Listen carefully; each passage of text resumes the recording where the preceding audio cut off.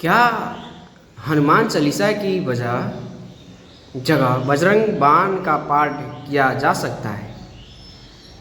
बजरंग बाण और हनुमान चालीसा में क्या अंतर है? तो हनुमान चालीसा और बजरंग बाण में प्रमुख स्तुतियों है जो भगवान हनुमान को समर्पित है। लेकिन कई बार लोगों के मन ये सवाल आता है कि क्या हनुमान चालीसा की जगह बजरंग बाण का पाठ किया जा सकता है?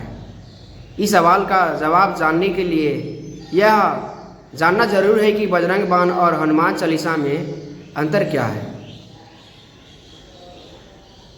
तो कहते हैं कि दोनों प्रार्थना के उद्देश्य, रचना और ऊर्जाएं अलग अलग है।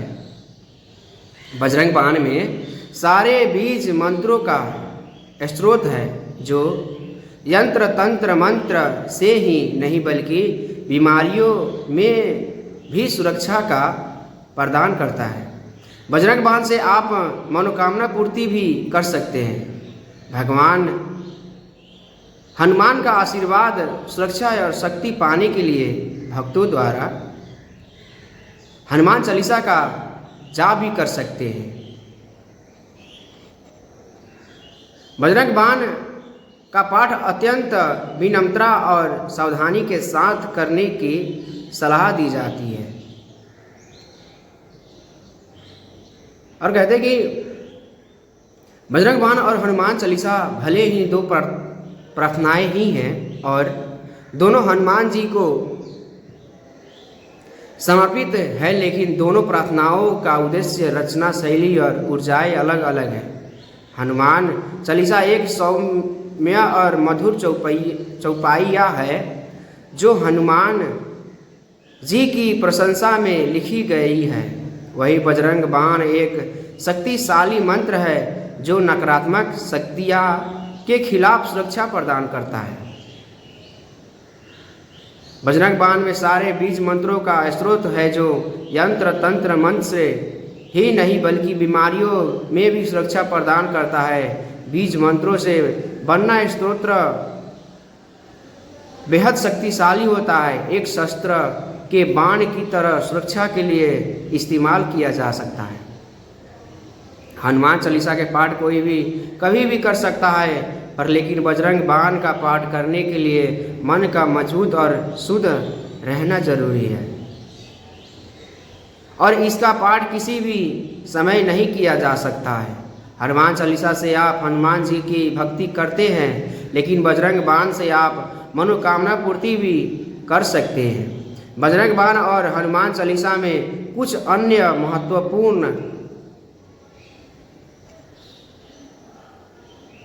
महत्वपूर्ण अंतर भी हैं जो आपको ये समझने में मदद कर सकते हैं कि दोनों का पाठ कब और क्या क्या करना चाहिए। चलिए जानते हैं। हनुमान चालीसा 16वीं शताब्दी में गोस्वामी तुलसीदास जी द्वारा रचित हुई है। इसमें 3 दोहे और 40 चौपाइया है। हनुमान चालीसा भगवान हनुमान के गुणों की प्रशंसा करता है और उनके दिव्य कारनामों का वर्णन करता है। इसका पाठ भक्तों को शांति, समृद्धि, भय और बाधा के मुक्ति,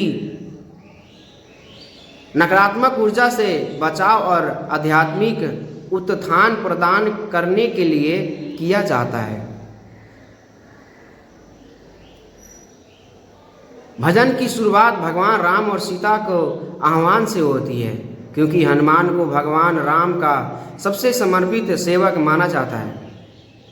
भगवान हनुमान का आशीर्वाद, सुरक्षा और शक्ति पाने के लिए भक्तों द्वारा हनुमान चालीसा का जाप किया जाता है। बजरंग बाण भी श्री तुलसीदास जी द्वारा रचित गई है, लेकिन ये एक शक्तिशाली मंत्र है जो हनुमान जी से सुरक्षा और नकारात्मक शक्तियों से बचाव की मांग करता है। बजरंग बाण का पाठ मनोकामनाएं पूर्ण करने के लिए किया जाता है और इसके पता से मनोकामनाएं पूर्ण भी होती है, लेकिन इसकी शक्तिशाली ऊर्जा के कारण पाठ के दौरान कई सावधानियां बरतने को हो जाता है। बजरंग बाण शब्द का अर्थ वज्र बाण या वज्र हथियार के रूप में लिया जाता है।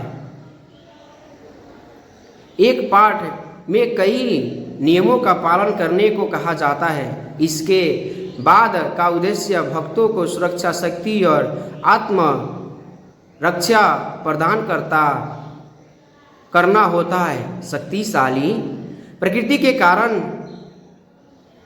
बजरंग बाण का पाठ अत्यंत विनम्रता और सावधानी के साथ करने की सलाह दी जाती है। माना जाता है कि इसके पाठ के कुछ समय बाद लोगों का क्रोध बढ़ने लगता है अगर उनका मन शुद्ध नहीं होता। इसलिए बीच बीच में भगवान राम के नाम का भी जाप करने की सलाह दी जाती है। बजरंग बाण में मुख्य रूप में भगवान राम की भी सौगंध के लिए कुछ पंक्तियां दी गई है और यही कारण है कि अगर आप बजरंग बाण पूरे भाव से